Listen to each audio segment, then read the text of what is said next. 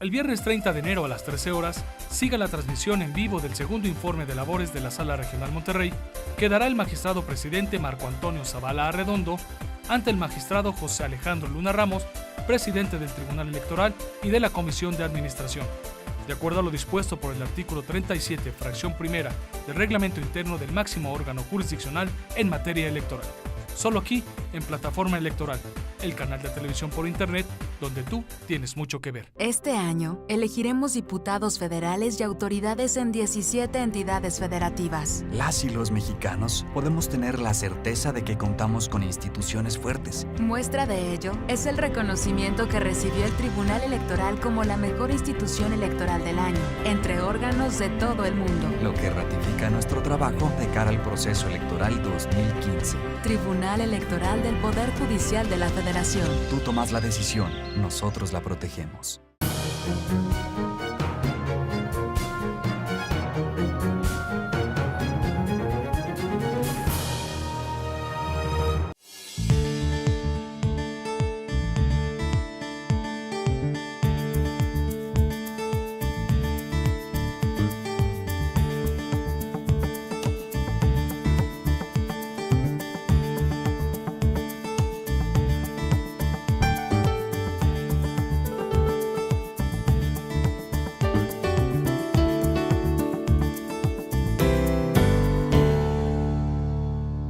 Bienvenidos, amable audiencia, a este nuevo programa del arte de juzgar, en el que el Tribunal Electoral del Poder Judicial de la Federación asume un papel diferente, en específico y en esta primera etapa, para la magistrada y los magistrados que día a día nos encargamos de analizar y resolver los distintos medios de impugnación que se presentan ante el tribunal por ciudadanos, partidos políticos, agrupaciones políticas, candidatos, un sinfín de sujetos de derecho, sobre todo del derecho electoral, que buscan perfeccionar el sistema democrático nacional. Ahora estamos en una faceta diferente, en el arte de juzgar, en donde tenemos invitados especiales. En esta ocasión, Beatriz Pajés, bienvenida a este programa que seguramente hará historia en el tribunal. Seguramente. No sé qué tipo de historia, pero hará historia. Muy buena, mi querido Flavio. Estamos cambiando nuestra actividad y vamos a platicar. Cuando vi el tema, el arte de juzgar, pensé mecánicamente que se trataba de hablar del arte de juzgar, pero no de la combinación de la actividad del juzgador con el arte. Cuando platiqué el tema con nuestra amiga Norma Inés Aguilar, me dijo, nuestra invitada debe ser nuestra amiga Beatriz Pajés.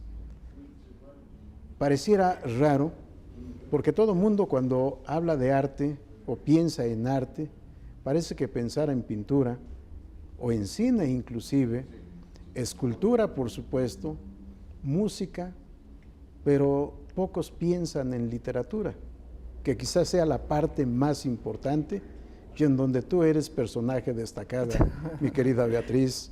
Escribes, entrevistas, hablas, debates, discutes. Un privilegio para mí que estés con nosotros. Encantada, Flavio. ¿Tú qué idea tienes del arte de juzgar, Beatriz?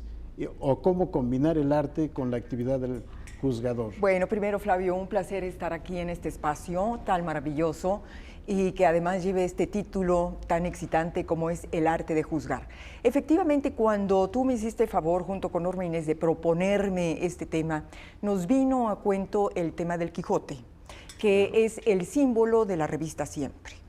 Y no encontré mejor motivo para platicar contigo sobre esto con un magnífico magistrado aquí del Tribunal Electoral, porque me encontré con que hay un maravilloso, un gran paralelismo, y eso a lo mejor tú me corriges porque tú eres el que sabes de derecho, entre el juzgador, sobre todo el juzgador electoral, podríamos decir, entre el derecho constitucional electoral, sus principios con el ideario de este gran personaje cervantino que es el Quijote de la Mancha.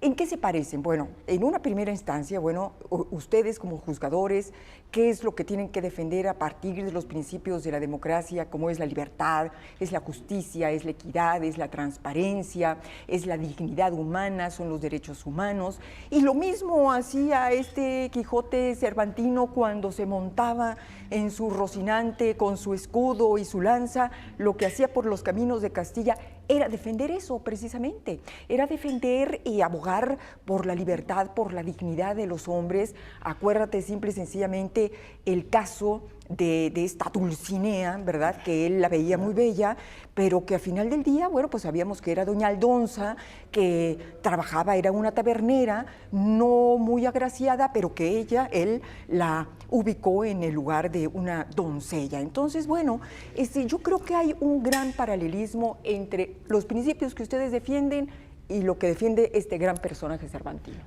Gracias, Betty, por esta comparación. Pero al momento en que hablabas, recordaba, por supuesto, la obra, las grandes enseñanzas, el gran ideal de justicia del Quijote, pero al mismo tiempo estaba pensando en lo que es el arte, creación, renovación, transformación, vida. No es lo mismo ver toneladas de mármol que ver la Piedad o ver el David. No es lo mismo ver cientos quizá de cubetas o litros de pintura que ver un cuadro como este bellísimo del Quijote, que es parte de la representación de la revista Siempre. ¿Tú crees que juzgar sea un arte? Sin duda, sin duda. Es decir, yo creo que ese debe de ser el propósito del juez, del que está dedicado al tema de las leyes. Y yo creo que puede ser un arte en la medida en que ese juzgador tenga capacidad y pueda tener el talento y pueda tener la estatura ética para precisamente ajustar sus decisiones, sus sentencias a estos grandes principios que están contenidos en la ley y en la justicia, ¿no? Fíjate qué bonito, y otra vez volvemos al Quijote, ¿verdad? La justicia. Cómo transformar ese conjunto de leyes, muchas veces de principios, también de ideales, para en el caso concreto transformar la norma fría en justicia viva, en justicia que venga a resolver problemas, y en el caso nuestro en especial, a devolver la paz social que tanta falta le hace a este país. Sin duda, pero, bueno, claro. Pero volviendo al arte que tú practicas, que tú cultivas todos los días, ¿cuál ha sido tu principal satisfacción o el momento más importante de tu vida literaria en el periodismo, por ejemplo? Bueno, dices que yo hago arte, quisiera hacer arte, todos ¿no? los días haces Pero arte, la verdad Betty. es de que un periodista, como ustedes también, generalmente con lo que trabajamos es con el día a día, es con la realidad. Y en la realidad, lamentablemente, la mayor parte de las veces no hay arte. Pero bueno, tú me preguntas, bueno, ¿cuál ha sido tu momento más que consideras más importante? Bueno, ahorita están precisamente pasando una de las imágenes de una entrevista que hice en su momento al comandante Fidel Castro, que fue para mí como periodista una maravillosa experiencia, porque sin duda se trata, independientemente de lo que pienses, favorable o no favorable de Fidel Castro, bueno, es una experiencia periodística maravillosa porque es sin duda uno de los grandes líderes del siglo XX, ¿verdad? Entonces, bueno, como muchos otros, pero además, mira, regresando a nuestro tema, me parece que así como ustedes los abogados tienen que sujetarse a una serie de principios para cumplir éticamente con los grandes principios de la justicia y de la ley, en el caso nuestro es el mismo, magistrado, porque el periodista también tiene que cumplir con un decálogo, que tal vez no está precisamente, digamos, en la Constitución, pero sí está en nuestro decálogo profesional, sí debe de estar en nuestro origen y en nuestra vocación profesional, que debe ser el de servir a la sociedad. Tú mencionabas el caso de La Paz. Yo creo que los periodistas en este momento, junto con el Quijote de la Mancha, tenemos un gran compromiso para construir la paz en nuestro país. Y lamentablemente no siempre contribuimos a ello porque confundimos libertad de expresión con libertinaje, confundimos democracia con anarquía, una confusión que está en los medios de comunicación, pero que en este momento también está en las calles, como lo hemos estado viendo. Perdóname que te interrumpa, Betty, pero has tocado muchísimos temas: ética, servicio a la sociedad, periodismo, paz social, y esto me lleva a otra faceta de tu actividad creativa y creadora diaria, la actividad política. ¿Cómo ves la combinación? Yo alguna vez lo hice en alguna conferencia y me dijeron que no hiciera combinaciones explosivas. ¿Cómo ves la combinación ética, política y derecho? Bueno, yo creo que no son combinaciones explosivas. A mí me parece que Pero precisamente... un país como el nuestro, Betty. En un país como el nuestro, en el que no se quiere aceptar que la ética debe de ser la línea conductora, el corazón, la columna vertebral de lo que hace un abogado, de lo que hace un periodista y sin duda de lo que hace un político. A mí no me parece que la ética esté contrapuesta a la política. Por el contrario, yo creo que no se puede hacer política o no se debe hacer política ni ejercer el poder desvinculado del tema ético. Fíjate cuántos temas nos llevan a la conjunción y al punto en donde coincidimos plenamente. Un sistema democrático debe estar sustentado o debe buscar la justicia social y la paz con dignidad. Muchas veces cuando he explicado Estado democrático, recordando mi niñez, dibujo la casita común, dos muros, el piso y un techo de 2 aguas. Arriba le pongo Estado democrático, sustentado en 2 muros que deben ser sólidos: política y derecho. Y en la base, la ética. ¿No nos faltará un poco en la práctica justamente el cumplimiento de los principios éticos en la política y sobre todo ahora que estamos viviendo el inicio del nuevo procedimiento electoral que empezó desde el 7 de octubre de este año para elegir nuevos integrantes a la Cámara de Diputados, para elegir gobernadores, para elegir diputados a los congresos locales, para elegir ayuntamientos? ¿Qué tendremos que hacer para evitar experiencias como la que recientemente hemos estado viviendo en el estado de Guerrero, que ha trascendido, por supuesto, la geografía del estado y que ha trascendido la geografía del territorio nacional?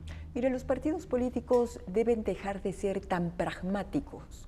Generalmente el político defiende sus decisiones y sus acciones diciendo que la política es fundamentalmente praxis. A mí me parece que ahí hay una confusión. Yo creo que la política no puede ser solamente realpolitik, no puede ser solamente decisiones sin tomar en cuenta precisamente la parte ética. Lo que tú mencionas de lo que estaba sucediendo en Guerrero, o lo que sucedió en Guerrero, con el tema específico de este exalcalde involucrado en el tema de los 43 normalistas desaparecidos de Ayotzinapa, fue precisamente eso, es decir, ¿por qué llegó a donde llegó? Bueno, llegó porque un partido político decidió que como el señor tenía recursos suficientes, le convenía a ese político llevar a esa persona al poder.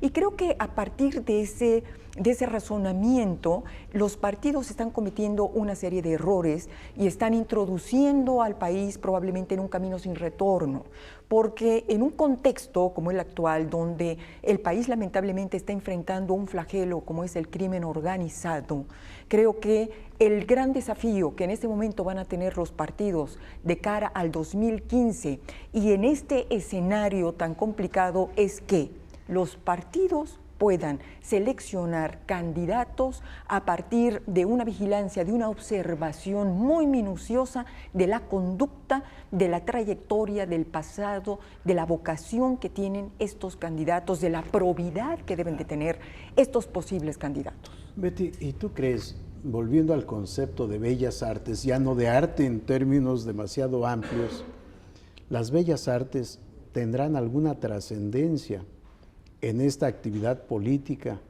en la función social de los políticos y en la función social que debemos cumplir los juzgadores al momento de dictar sentencia. Mira, a mí me encantaría, es decir, ahora sí que estamos soñando tú y yo, ¿verdad?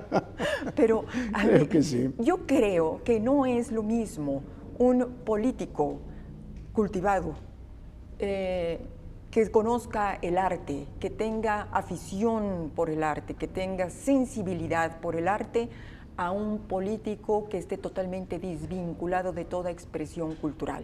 Tú sabes perfectamente que la cultura forma y conforma a un ser humano de manera muy distinta a alguien que jamás ha tenido contacto simple y sencillamente con un cuadro, con una obra artística. Un gran proyecto nacional debería de ser llevar arte a los rincones más apartados para enseñar y formar al mexicano dentro de estos tipos de actividades. Fíjate, esto me lleva una vez más a tu actividad diaria, porque tú has sido coautora de reformas constitucionales tan importantes para el país como la transformación o la inclusión de una palabra histórica a la Constitución. El Estado mexicano es laico. Correcto. Pero por la otra parte, hablar de la cultura como un derecho del ser humano, un derecho fundamental, un derecho constitucional.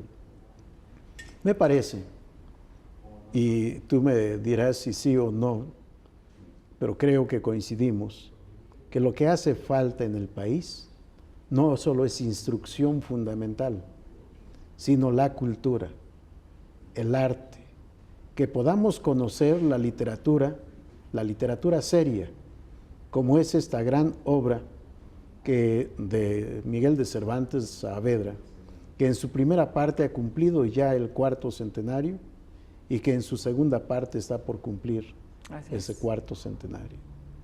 Llevar el conocimiento al pueblo en general, de la buena música, de la pintura, de la escultura, del arte de escribir, del arte de hablar, del arte en general. Creo que esto transformaría al país. Esto haría que nuestros sueños no fueran como los sueños del Quijote, que pudiéramos transformar esta realidad y que el planeta, o cuando menos nuestro país, estuviera lleno de locos, como era el Quijote. De buenos locos. Que buscaran la justicia, no solo en el arte de resolver controversias al dictar una sentencia, que también es un poco de creación, es un poco de intuición, es un poco de percepción y quizá de sentido común. El juez que no tiene sentido común y que no tiene la intuición de lo que debe ser la justicia, no puede ser juez. Así es. El arte de juzgar dejaría de ser arte para convertirse en una función mecánica que bien podrían hacer las computadoras y no necesitaríamos de seres humanos. Así es. Me ha gustado mucho tu intervención en el Congreso de la Unión. Tenemos ahí algunas muestras de lo que ha sido tu participación, de tu pensamiento, a veces polémico, controvertido, pero justamente de eso se trata. Al crear y expresar nuestro pensamiento, mover a la reflexión y por supuesto a la reacción.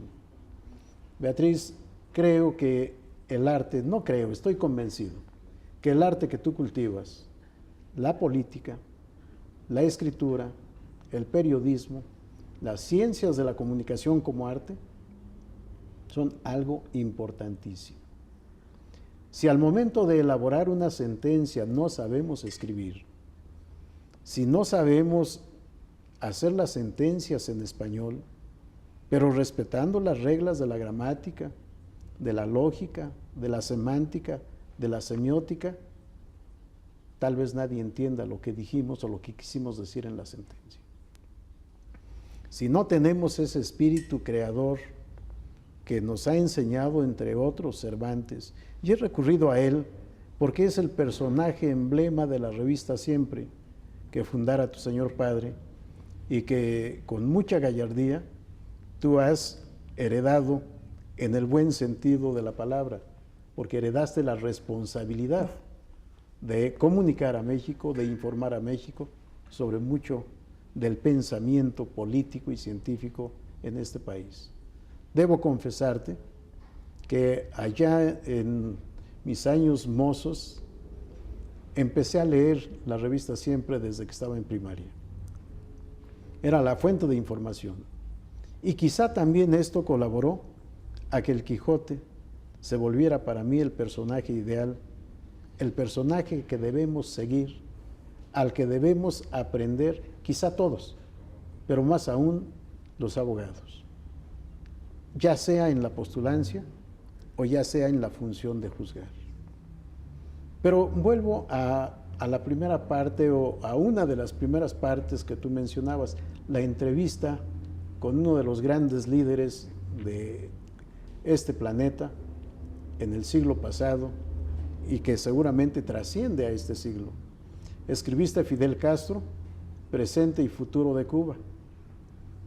¿Qué reflexiones te trae aquella entrevista y la realidad que estamos viviendo en el transcurso de esta semana, Beatriz? Bueno, pues fue muy buena noticia.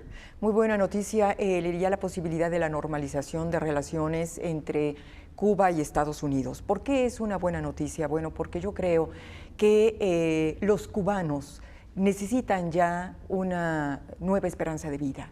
Y no lo digo solamente en el terreno político, aun y cuando, por supuesto, quienes admiramos y admiramos mucho a Fidel Castro, también tenemos que reconocer que todo tiene un ciclo.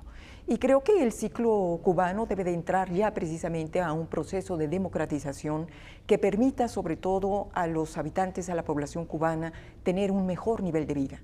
Un mejor nivel de vida que no ha podido tener a lo largo de estos 53 años de bloqueo comercial, durísimo, como tú sabes, durísimo, terrible, injusto, cruel, porque esto les ha impedido a tener acceso a todo, empezar alimentos, medicinas. Sí, sin duda, el pueblo cubano ha sido educado, muy bien educado, ha desarrollado muy bien la medicina, pero sin duda yo creo que sus habitantes, el cubano necesita y merece otro tipo de horizontes. Ahora, yo diría, va a haber algo muy importante y aquí es la gran pregunta, es ¿qué impacto va a tener la normalización de relaciones Cuba-Estados Unidos en América Latina? Sobre todo en todos estos países que en este momento están gobernados bajo un régimen socialista y que de alguna manera están y siguen viendo a Cuba como un faro rector. Yo creo que las cosas van a cambiar de manera muy interesante y además, bueno, yo creo que Cuba está llamada a convertirse en una potencia. Tiene todo para hacerlo, fundamentalmente tiene, y regresamos a la parte humana, tiene seres humanos muy bien educados, sí, formados dentro de un régimen muy duro, ¿sí? Pero eso también, la parte positiva es que Fidel Castro se dedicó a formar y a educar niños y jóvenes en una situación de excelencia. Sabemos que tienen espléndidos deportistas. Entonces, bueno, yo creo que sí, vamos a comenzar a vivir otra nueva realidad. Pero nada más a propósito de lo que decías y regresando al tema del Quijote, es que a mí me gustaría, Flavio, que ojalá el gobierno mexicano tomara la decisión de que en este cuarto centenario de la segunda parte de Don Quijote, México pudiera hacer que el Quijote fuera convertido en un emblema de los jóvenes, que los jóvenes mexicanos lo adoptaran. A ver, perdón que te interrumpa, sí, Betty, pero aquí es en donde viene una reflexión y una pregunta. ¿Tú cómo ves al Quijote en este momento? No quiero decir en el mundo, solo en México. Un Quijote cansado, un Quijote abatido, un Quijote derrotado que regresa cuerdo al lugar de origen, o seguimos viendo a ese Quijote erguido con toda la energía a combatir los molinos de viento, a combatir todas las desigualdades, las maldades que existen en la sociedad para tratar de hacer de este mundo un mundo justo, con paz, con igualdad, hasta donde esta igualdad sea posible, sobre todo con dignidad, con respeto a los derechos humanos. Bueno, yo veo un Quijote con enormes desafíos, por supuesto sí cansado, por supuesto sí de alguna manera derrotado, pero a mí me parece que el Quijote va a terminar por recoger nuevamente su lanza, su escudo, se va a volver a subir a Rocinante y yo creo que va a tener que empezar a cabalgar. Yo me lo traería a cabalgar a tierras mexicanas para que con su lanza y su escudo y ese gran discurso elocuente que tenía, comience a introducir esos grandes valores que representa, y yo te diría y te insisto, sobre todo entre los jóvenes. Por supuesto que subimos una crisis moral generalizada, pero yo te diría que precisamente en ese ámbito de jóvenes que además él está muy cerca de ellos, los jóvenes lo quieren, lo entienden, y yo creo que bastaría con que abanderaran su causa. Betty, creo que coincidimos plenamente. El Quijote tiene que volver a cabalgar. Así es. Y no solo en los terrenos de la Mancha, sino en México, así es, en el mundo, a hacer que los jóvenes constituyan una nueva generación. Decías de Cuba, lo traslademos a México. Así es. México tiene todo para ser una potencia. Transformemos a este país en beneficio del pueblo. La democracia debe ser eso, y así está constitucionalmente previsto. Gobierno del pueblo, por el pueblo y para el pueblo. Me parece que nos falta la última parte. Beatriz, gracias por estar Encantada, Flavio, en este placer. programa. Un privilegio. Gracias por este recuerdo permanente que nos dejas para el Tribunal Electoral. Espero que el Tribunal Electoral sea permanente en tanto sea necesario, que algún día cierre sus puertas por innecesario, porque no haya pleitos, porque no haya juicios con motivo de las elecciones. Pues mira, este es un obsequio, fue portada de la revista Siempre, es una reproducción. El pintor es Leonel Maciel, por cierto, un guerrerense, procede de un estado que queremos tener en paz. Claro, como queremos tener en paz Así a México. Por favor, un Muchas autógrafo, gracias. Beatriz, para que tengamos Muchísimas este gracias. recuerdo constante y que el Quijote permanentemente cabalgue, como en este cuadro, en el pensamiento de quienes estamos encargados de la responsabilidad de impartir justicia electoral. Gracias por tu visita, gracias por tu tiempo, tu pensamiento, y gracias por este presente material que dejas. Tu cariño, tus convicciones, tu lucha por el país, Muchas es gracias. lo que nos dejarás permanentemente, porque algún día seguiremos el camino que han de seguir todos los seres que somos finitos, aunque algún periodista escribió pinitos en lugar de finitos. Beatriz, gracias. Gracias, Flavio, gracias al a tribunal nuestra por audiencia. este espacio. Muchas gracias.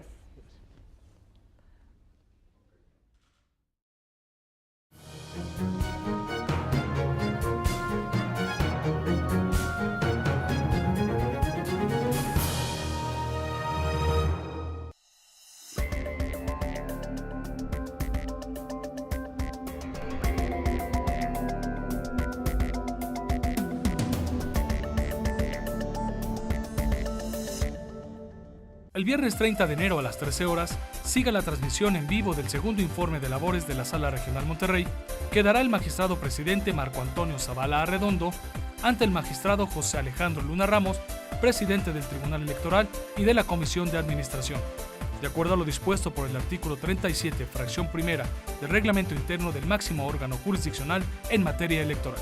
Solo aquí, en Plataforma Electoral, el canal de televisión por internet, donde tú tienes mucho que ver. Este año, elegiremos diputados federales y autoridades en 17 entidades federativas. Las y los mexicanos podemos tener la certeza de que contamos con instituciones fuertes. Muestra de ello es el reconocimiento que recibió el Tribunal Electoral como la mejor institución electoral del año, entre órganos de todo el mundo. Lo que ratifica nuestro trabajo de cara al proceso electoral 2015. Tribunal Electoral del Poder Judicial de la Federación. Tú tomas la decisión, nosotros la protegemos.